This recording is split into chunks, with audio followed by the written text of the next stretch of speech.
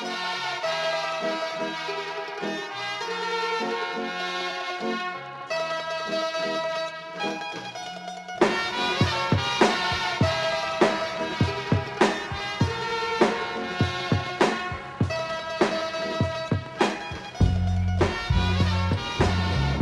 right, welcome to another episode of the Ganas Network Podcast, Lunes con Ganas. It's Omero Guerrero here. Pablo in the house. Pablo in the hizzy.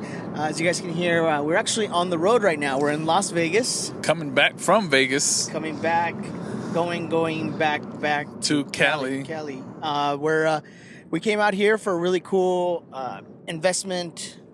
business investment opportunity. And we're super fired up. We just had a nice lunch at the Mad Greek. Yes, that was delicious, man. Thanks for buying lunch, by the way. Of course, man. My pleasure. And we're fired up. We actually have another family friend here. Actually, Pablo's younger brother, Orlando. Yeah, he decided to tag along for this ride. And I'm going to go ahead and hand the mic over to him so he can introduce himself and say what's up to everybody. Hey, what's going on, everybody? It's Orlando Perez. Thank you guys for having me on the show. Yeah. You just happened to be in the car. It's not that we wanted to have you on the show.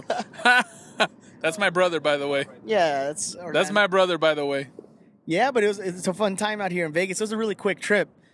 We left at like 5 a.m. this morning. Yep, and already heading back. Already headed back, 1:44. And, all I hear in Vegas is like the Canelo fight, Cotto.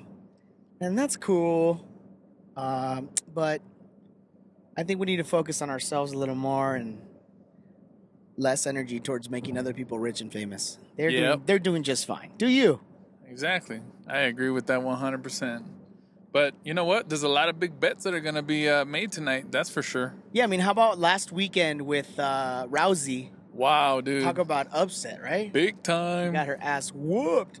Dude, she got served. I mean, I guess that girl, I don't really know about that girl she fought, but apparently she's this really, big boxing person, and I think everybody assumed that Rousey was going to win. There's some guy that bet in Vegas. I think he bet $20,000 and made over $200,000 on his bet or something like that.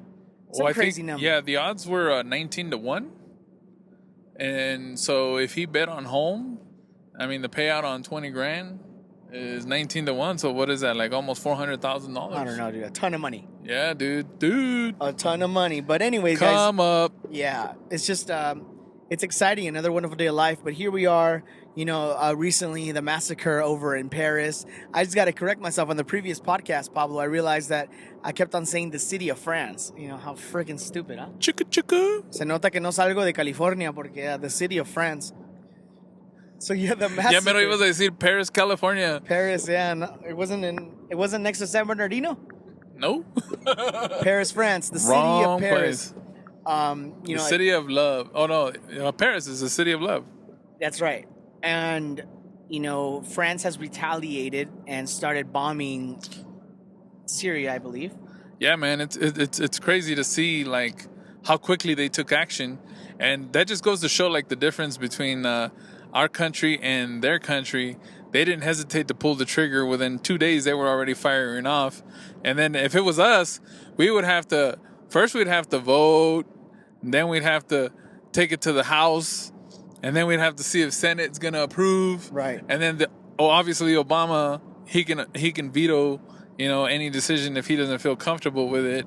Obviously, on Facebook, you can see all the comments. People think he's like part of the whole, that movement. But Illuminati, bro. Yeah. But, at the end of the day, it would take us a year before we decided to pull the trigger. And France was quick to respond. And I think on their part, I think that says a lot about, their leadership, is that they're not going to stand for shit like that, Right. Well, it's a big deal. Over 100 people died, hundreds injured, and it's just crazy, man. And it's all for this ISIS movement, which I don't get, man. I mean, I'm not part of that world, so I don't really understand it.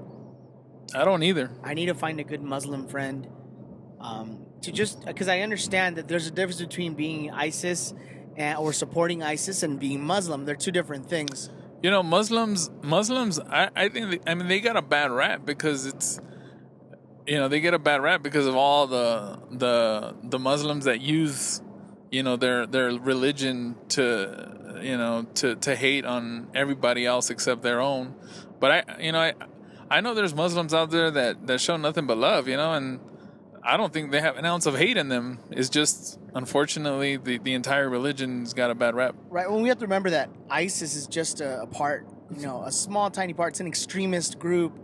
And I'm not a political expert, man, but from what I've heard on different stories on Facebook News, it seems that, because of the U.S. invading, different countries over there is when shit just hit the fan and all these groups started forming to prepare some type of retaliation or war against the U.S., for invading their country. And I get that, but it's crazy, man. And it's sad to see the videos and pictures of all the innocent people all over the world that are being killed, massacred. It's not a tragedy; it's a massacre. You know what, Omero? I'm gonna keep it very real with you, but I don't really want to talk about that shit right now. Yeah, let's change the subject because I'm in a good mood, and you're just impressing me back there, bro. I mean, we're driving back from Vegas, and we just placed a heck of a bet. Yeah, and and we just had a heck of a meal.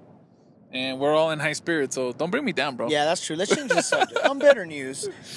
Better news. How about them Raiders? How have they been doing, man? Oh, man, them Raiders. Just wait till tomorrow. Oh, man. Anyways, I just, I think that one of the things that I think I've learned more than anything just today was, sometimes opportunities come a-knocking and people don't even bother to open the door, And for us, opportunity knocked, and we jumped all over it, And I think it's pretty cool that we were, this is a turnaround trip, guys.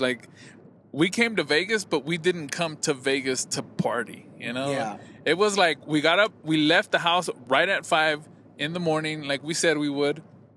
Got here, signed the documents, signed all the legal paperwork, and hopped right back in the car and headed back. I mean. Yeah.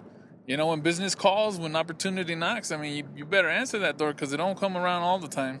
Yeah, and I think it's just a lot of it is being at the right moment at the right time and, being able to capitalize and take advantage of the different opportunities that are presented.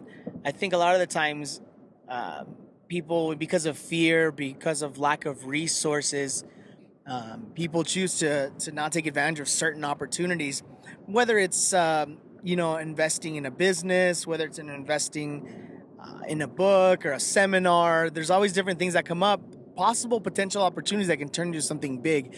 And sometimes, you invest in something and nothing happens. Maybe you learned a little bit, maybe it was a complete flop. But one thing, whenever it comes to money, money comes and goes. It's about becoming a better person, getting more skills, and all those things, I guess, in the long run, will offer you more opportunities. The funny thing is, yesterday when we were going to pick up the rental, you brought up a good point about being emotionally attached to the outcome and the money. Right. And that's one thing that I had already, when this opportunity came about, it was easy for me to detach myself from the money because I already knew, hey, you know what, I'm going to Vegas to place a bet. And it's okay. I already have it in my mind. If I win, great. I'm freaking, you don't even understand. I'm going to be jumping for joy. But, right. If I lose, it's okay. It's just, life is always going to be a risk. Every day we wake up going to work, not knowing if we're going to make it, but we take that risk anyways, But anyways, about the money, the emotional attachment that some people have towards it.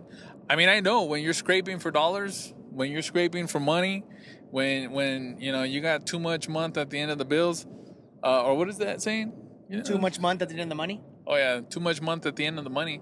I mean, every dollar counts. And, of course, that's the reason why you have an emotional attachment to it. But even then, I mean, money can be multiplied, You just got to find ways and know that, it takes money to make money, and sometimes you're going to lose, Right. And anyways. Well, yeah, Pablo, and that's the thing, man. October, what month are we in? November?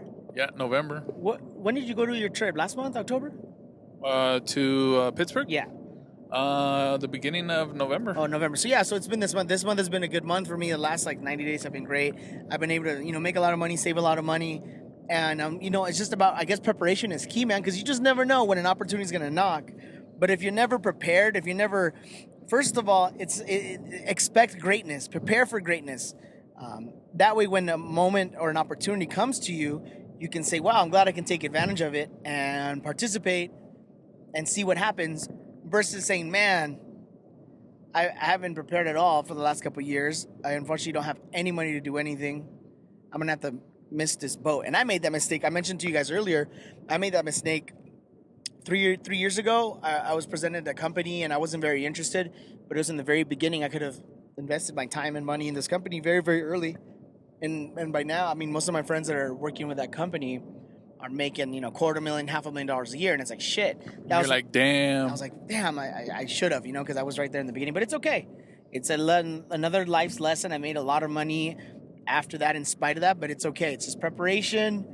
I guess work on your skills, network. It's all about who you know and who knows you, because you just never know when an opportunity can just pop up, man, and change your life. You got to be ready for it, because you know what?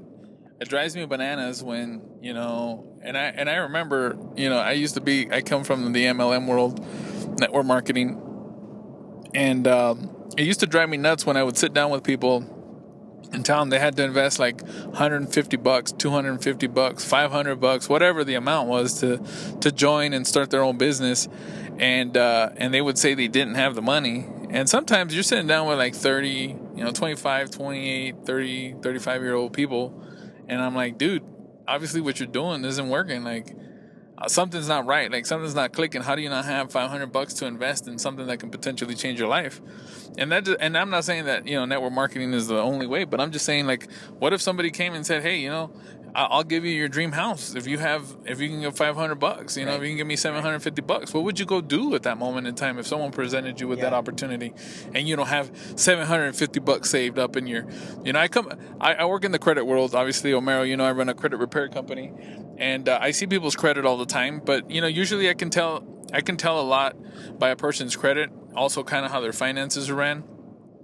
And one of the things I tell people is, if you work at a job, whatever the case, whatever job it is that you have, whatever situation that you're in, if you can live by the 80-20 rule, the 80-10-10 rule, you can get yourself into a position where you can have some money in case an opportunity pops up.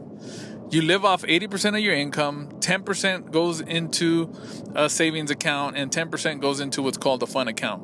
Your fun account is you can spoil yourself on whatever you want. The other 10% is saving so that when the opportunity comes up, you have money to invest. So think about it. You make $2,500 a month, and you're saving 10% of that every month. After, I don't know, 5 months? That's almost $1,500. 250, yeah. So, I mean, maybe my math's wrong, but I'm driving and I'm trying to make sure I don't get pulled over. By the way, I'm driving while I'm talking and doing all this. You're not on a cell phone, so I think you're okay. You're just holding a mic. People are thinking, like, what's this guy karaokeing in his car or what? Yeah, right. But honestly, I mean, all I'm saying is you gotta just make sure that you always put away for that chance that you may get, and you never know, it could change your life, dude. Right, and it's just that preparation for that rainy day, right? Yes. And it's heartbreaking, because I remember, also probably that's where we met was, network marketing. Many people, you could see they were excited to do it, right? I want to do this, I want to get started. Oh, it's $150 or it's $99, whatever the case was. There were two types of people. One that said, fuck it, I can't do it. I don't have the money. Okay. And then there was the other person that said, oh man, I want to do it. I don't have the money, but I'm going to find out how I'm going to get that money. Right. They would go ask some relatives. Maybe they would ask two friends to borrow $50, or they would go ask their mom to borrow $100. Whatever the case was, there's problem solvers and there's people that just make excuses. And I think if you want something hard enough, you make it happen, and you find a way. Yep, and that's the way it's supposed to be. Like, don't say I just don't have the money and give up. Like, say, well, how can I get the money? Make your brain think about ways to. I mean, shit, go pick up some fucking cans or something. I mean, dude, you can scrape up $200 for an opportunity. You know what? I'm real curious to hear. My brother's in the car. My brother is 26, 27. 27 years old. I've had this kid reading books since he was 18 years old. I've invested in this dude to read. I don't know if he actually read. Do you read any of the books I gave you? Like Dr. Seuss books, or what kind of books? Nah, man. Cat in like the Hat? I think the first book. I know he rhymes. Check this out. So, I'll tell you a quick story. Like, they were living in Arizona. This dude wasn't doing shit. Were you working at Vons, right? Yeah. Or Safeway? Yeah. So he was working at Safeway and living life to the fullest because he was rent free. He was making a whole $7.50 an hour, living rent free, working about 25 hours a week, and I had already signed him up for the network marketing company once before, but he was like, I don't know what I'm signing up for the first time, so he ended up canceling or whatever. So then I came in to do business again, and I was in town. I stayed there for like a week, couple weeks. Yeah, a couple weeks. And anyways, he saw me go and prospect people and talk to people, and he saw me doing, sit downs, and he saw me recruit some people. I saw you do a presentation. And he saw me do a presentation. He's like, damn, bro, you're really good at this. He's like, you made me want to sign up again. I was like, that's cute, bro. Like, I'm glad that I inspired you in some way, And then I told him, hey, if you want, just read this book and tell me what you think. I think he read I gave him a copy of Think and Grow Rich by Napoleon Hill. And he read the first chapter. I think Desire. It was on desire, and so it was that same night I did the sit down, and the next morning he woke up, and then you go ahead. Well, the next morning I woke up and I was just like super excited, and I read the first chapter, Desire, but I wanted to keep reading, and I just got excited, and I was like, I saw the opportunity, and I was super stoked out, and I started listening to Jim Rohn and Jeff Olson, and it just kept feeding my mind. But that's really where all that started. And just wanted to touch one thing on what you were saying. When people say, "Oh, I don't have the money," there's a book also called Rich Dad Poor Dad by Robert Kiyosaki, and on there he talks about how people think. It was like, so when you see something that's supposedly too expensive, people say, I can't afford that. You automatically close your mind to ideas and ways to actually find a way. So instead of saying, I can't afford that, you should really ask yourself, how can I afford that? And by doing that, it's so crazy because you just start opening your mind to ideas. What can I do? And even if it's picking up cans, there's no shame in that. There's people that are throwing money away, and you get to pick that up. So some people, they have that luxury of being able to throw cans away, but other people are picking them up. So if it's an opportunity and you see it, you got to prepare yourself because you never know. Just like you guys are talking about. So one of the funny things too is I remember, my brother at the time, he had just moved from Calexico, right? Yeah. You were living in Calexico before that, and you had just moved, so you didn't really have too many friends out there, right? Yeah. And I was getting ready to leave, and I remember I had read a book. It's called 25 Ways to Win with People with John C. Maxwell. It's a great short book, and great tips on how to start conversations. And I remember I told my brother, I was like, my brother was like, hey, bro, well, I don't know, anybody out here. I don't know, like, who am I supposed to show the information to? I don't know how to talk to people. And I was like, bro, relax. I'll take care of you. So I told him, I said, we're going to go to the bookstore. And we actually went to Barnes & Nobles, right? Yeah. Remember, we went to Barnes & Nobles, and I grabbed the book, and I gave him the book. And I was like, bro, this book is going to change your life. I was like, this book is going to teach you how to pop off a conversation with just anybody. And he was like, I was like, bro, did you like Think and Grow Rich? He was like, yeah. I was like, dude, that book was to make you, to help you believe that you can be bigger than what your current circumstances. I was like, this book is going to teach you how to network through people and with people so that you can have those desires that Napoleon Rich, talks about in Think and Grow Rich. And he was like, are you serious, bro? I was like, yeah. So I bought him the book, and that same day I took off, right? I left. Yeah. And that night, what happened? You read the book that night? So, I read the first 5 chapters. And the first night? The first night, yeah, I remember. Just so you guys know, my brother didn't finish school. He didn't want to finish school. So he doesn't have a diploma. I know many people don't have a diploma and have been very successful. And his guy was like, I'm just gonna, because he read Think and Grow Rich, he truly sold himself on the fact that he doesn't need it, because there was a lot of people in Think and Grow Rich that didn't even have an education and they still became wealthy. But anyways, well, the thing about the book 25 Ways to Win with People is, back then I was naturally shy when it came to strangers. Obviously around my family, I was the loud one, funny one. But when it came to strangers, it was very hard for me to start conversations. So it's crazy because when I read the first 5 chapters, I took notes because I knew the next day I was going to go. So here's what I did is I had a Walmart and a Fry's electronics store that were maybe 10 minutes away from where I lived in Arizona. So what I did is I read the book, and the first one said, I think one of the first chapters was compliment people within the first 3 feet of that come near you. So it was called the 3-foot rule. So anyone who was within 3 feet of your area, you would give them a compliment. So I literally went to Fry's for 2 hours and Walmart for 2 hours, and I started just complimenting people without expecting anything in return. So I would just say, hey, that's a nice tie. And some people responded, some didn't. And it was very, very difficult, to come out of my shell with strangers. But what started happening is I started evolving in conversations. And before I knew it, I was actually coming home with 20 to 30 cell phone numbers from people that, eventually I started evolving in conversations. And I remember sometimes I would get stuck. Like, what's the next question? What do I ask? And then it would get to that awkward silence, and I'll be like, okay, bye. So I would just walk away. Great meeting you. And when I left, I had a little notepad with me, and then I would do the conversation in my head and be like, what would be the best question at that point? And then I would write it down. So whenever it popped up again, I was able to ask that question. And eventually I got around to saying, so keep in mind, the whole goal was for me to get their information, contact info, to actually sit down with them to show them the same presentation I saw my brother do. So that was the whole goal of that. But in the beginning, I was like, I can't get to that part yet, so I need to take baby steps. So I was like, I just need to get to talking to people, period, and get out of my, expand my comfort zone. And it was just talking with people. So when I was talking to them, it started evolving all the way to the end, where I can actually ask them, hey, are you open to different streams of income? Are you open to, making extra money? That's when you know you're a network marketer. And some people would say, yeah, I actually am. And, what do you do?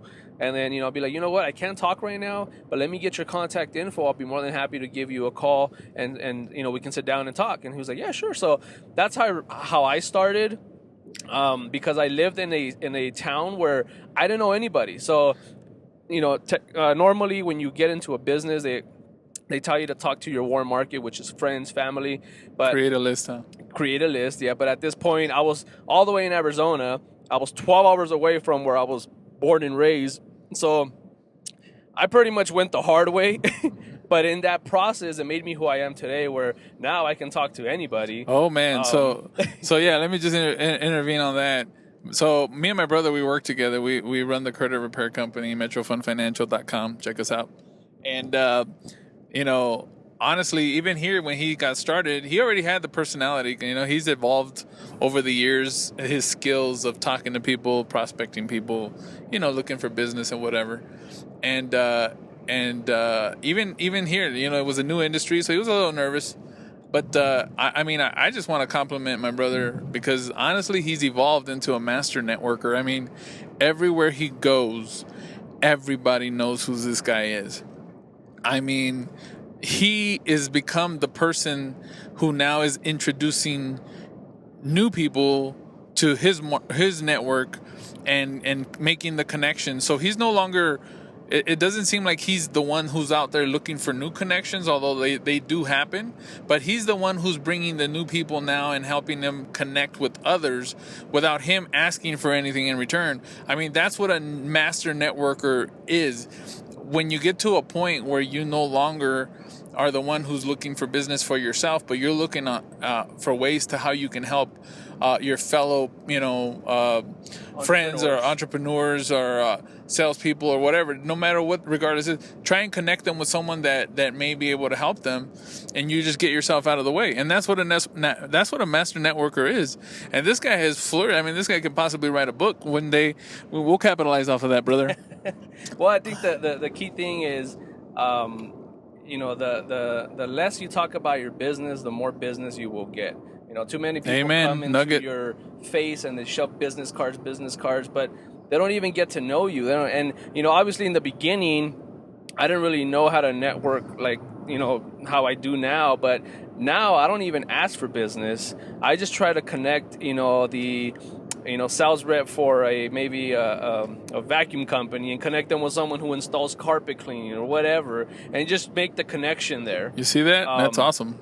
And in doing so, you start adding value to people that, people will remember that. They'll remember that because of Orlando, I met this great connection that, just this year alone, I made $100,000 just from this one connection that Orlando introduced me to. And that is true about networking. Yeah, and that's essentially what you want, is you want to be the guy who connects people, and people will remember that, and the business will come, and so many people just want to go to events, collect, 1,000 business cards, and then they end up just sitting on their desktop next to the computer, and because there's so many business cards, they I can't follow up with all of them, and the thing is, they don't even know most of their names because they're like, who was this guy? Where did I meet him? Because they didn't even connect. Okay, so let me ask you this question.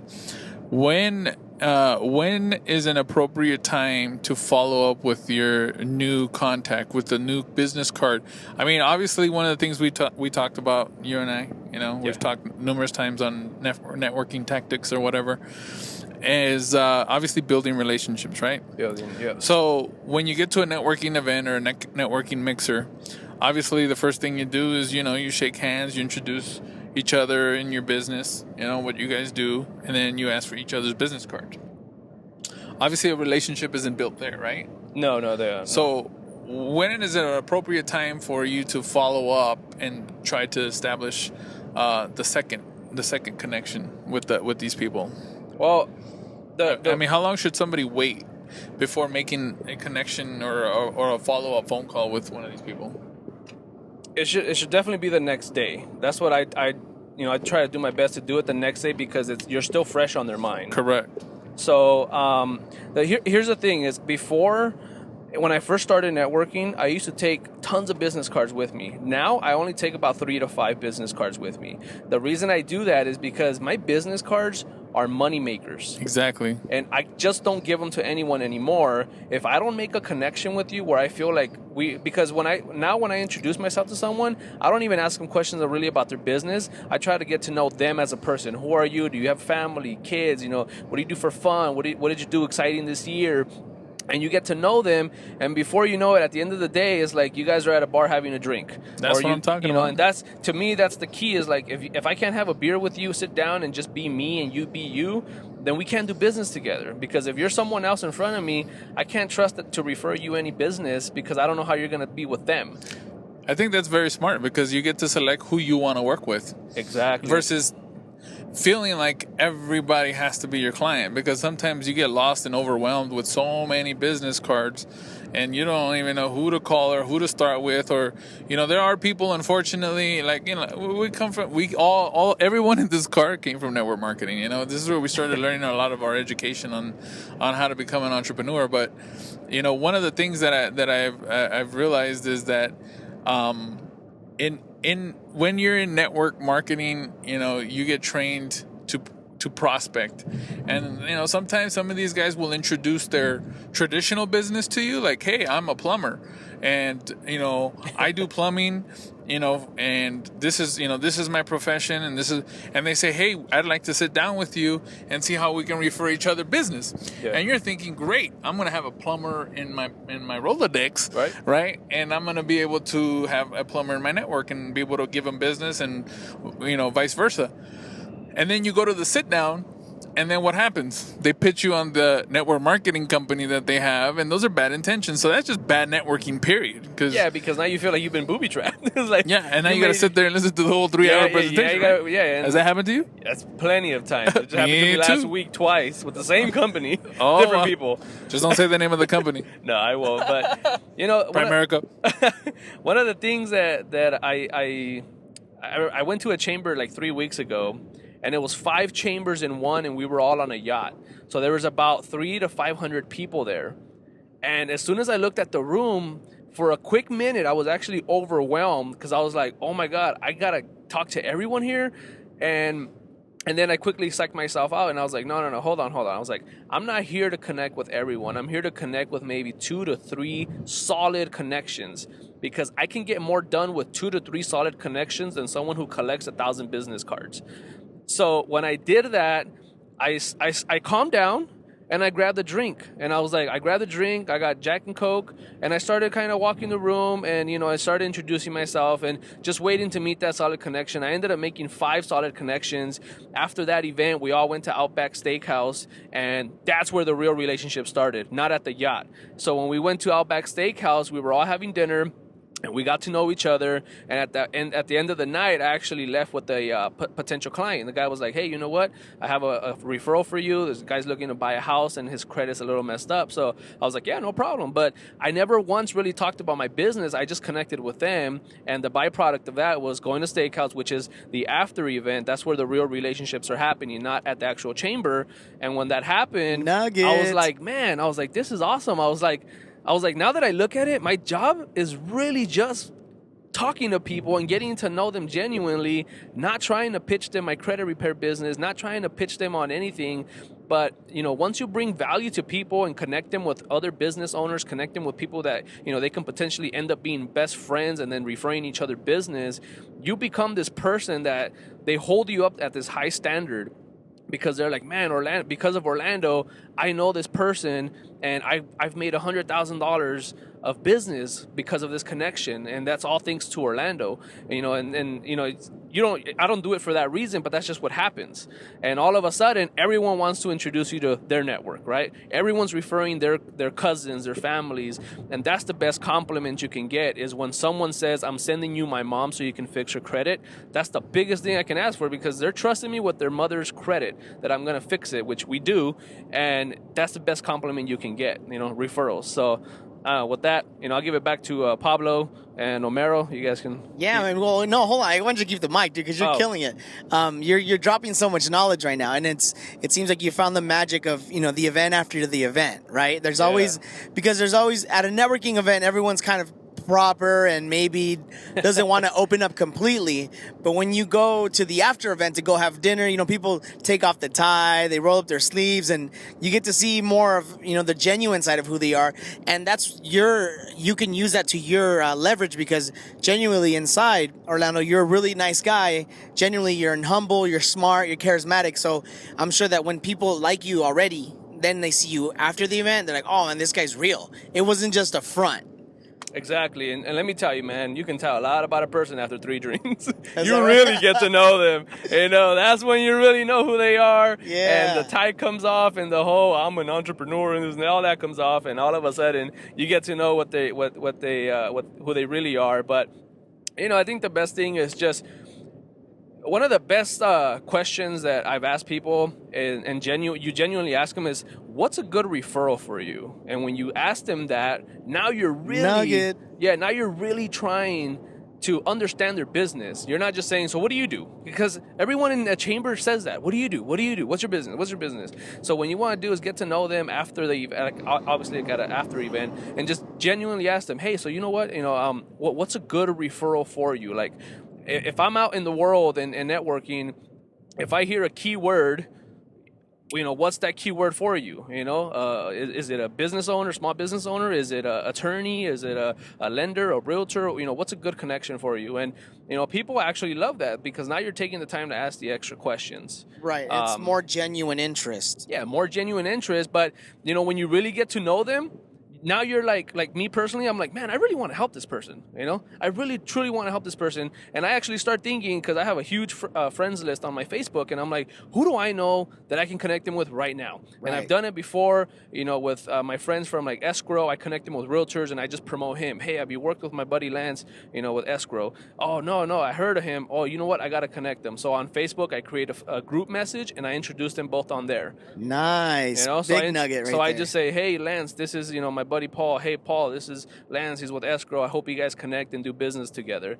Whether it happens or not, Yeah, the you did intention your is there. job. Yeah, you did your job, and people appreciate that because you're going out of your way, you know. And at this point, you know, most business owners are pretty selfish. They're just, I want business for me. I want business for me. Right. But when you take the time to actually introduce other people, you don't have to do it. You're not even getting paid for that, but because they're your genuine friends, it's like, I really want to help you grow your business. How can I help you do that?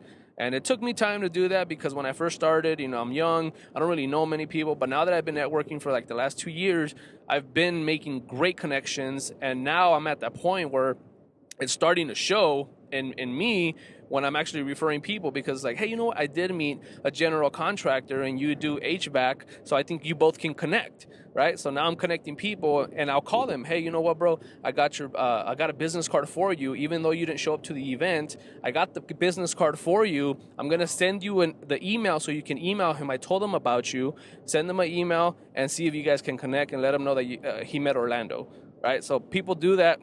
That is And, awesome. yeah, and they're just like, oh man, dude, thanks. You know, I couldn't make it to the event, and it's like, now you're a mouthpiece for them, and they Right. so appreciate it. And they're gonna return the favor tenfold, right? Tenfold, and I've already gotten it. People are they're referring me their clients, they're referring me their, you know, anywhere. The one thing I want people to know is when they hear Orlando, they hear credit restoration. I'm the credit guy, so I love when people come up to me. You're the credit guy, huh? Oh, I met you before, you know. And it's like, I love when people say that because they're like, dude, you're everywhere. You're everywhere. And I'm doing 3 to 4 networking events a day, so. That is pretty amazing, man. That's something good to.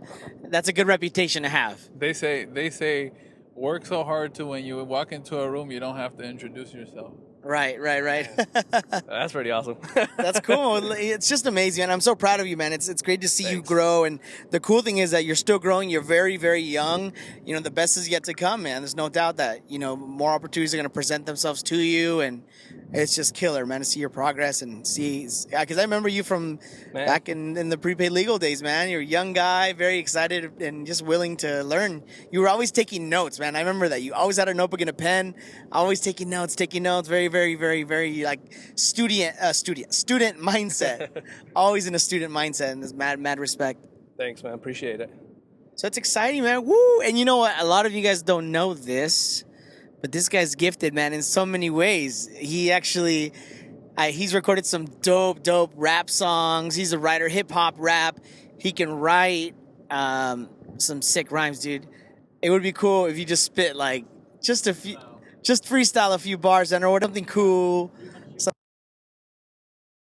pressure at all. Just whatever you want to drop, dude. It'd be cool. I know people would love to hear it. All right. Well, let's see.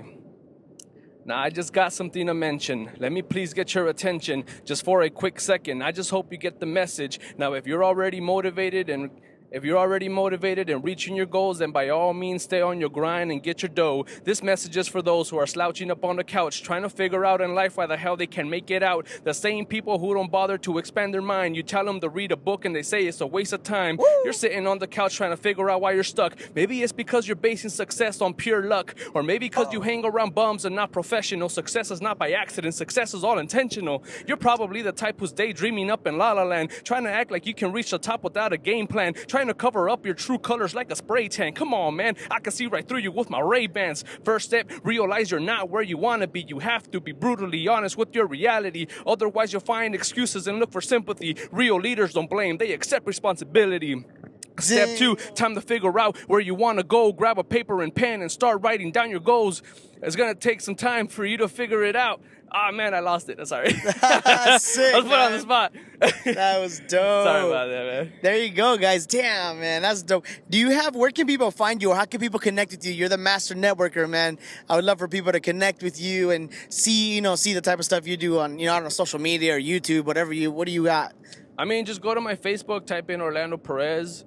on Facebook and, friend request me. And if you're a business owner, if you're someone who's looking to expand their business, I'll do my best to help you. I'll do my best to shoot you out my events where I'm going, because like I said, I do 3 to 4 a day, whether it's a chamber, whether it's one of those BNIs or something like that.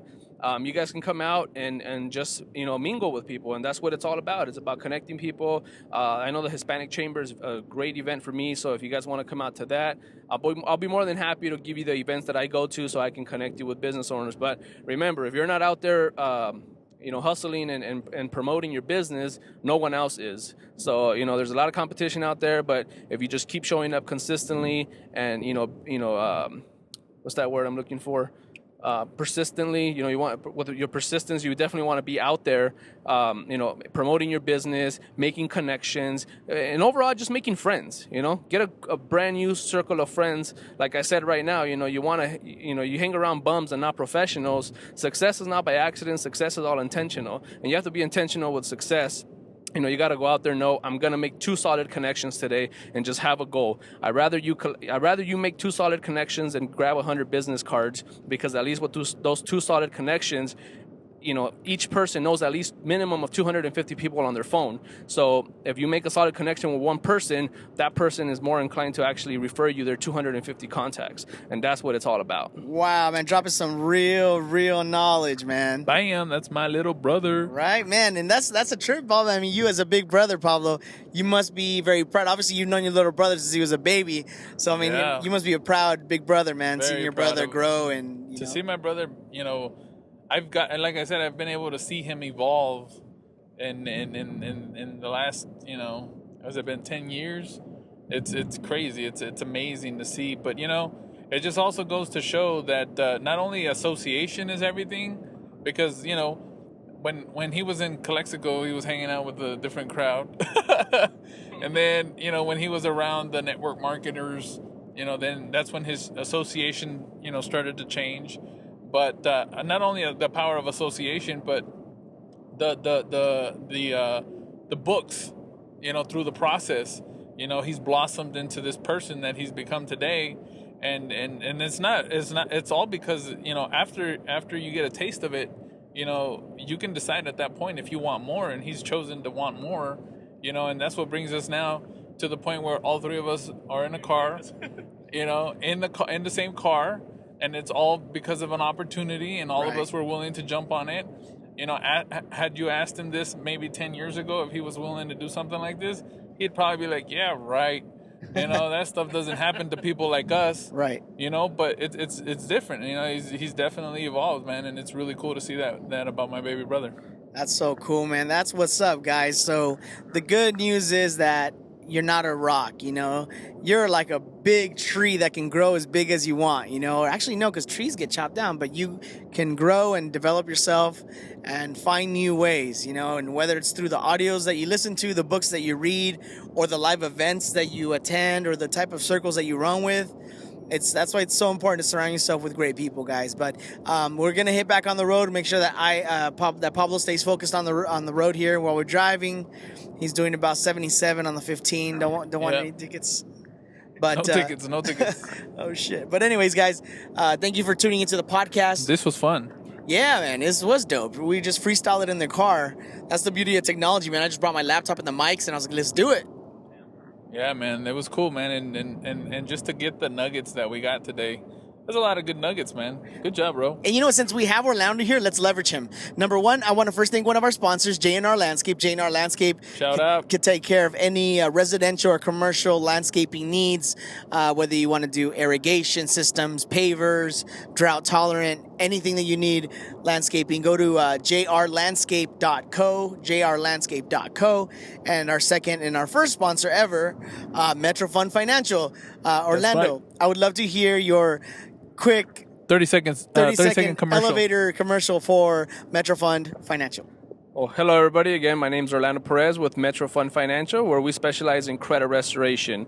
We specialize in helping clients remove negative accounts from their credit, whether it be collection accounts, charge-offs, repos, bankruptcies, stuff like that. We can definitely help you out, increase your FICO scores. Just to give you guys a quick credit tip, Sometimes when you have high balances on your credit cards, your FICO scores will fluctuate and they will drop, but that doesn't mean you have bad credit. It just means if you pay your credit cards down below 37% mark, wait 30 to 45 days for the bureaus to recalculate, your scores will go back up. So don't freak out.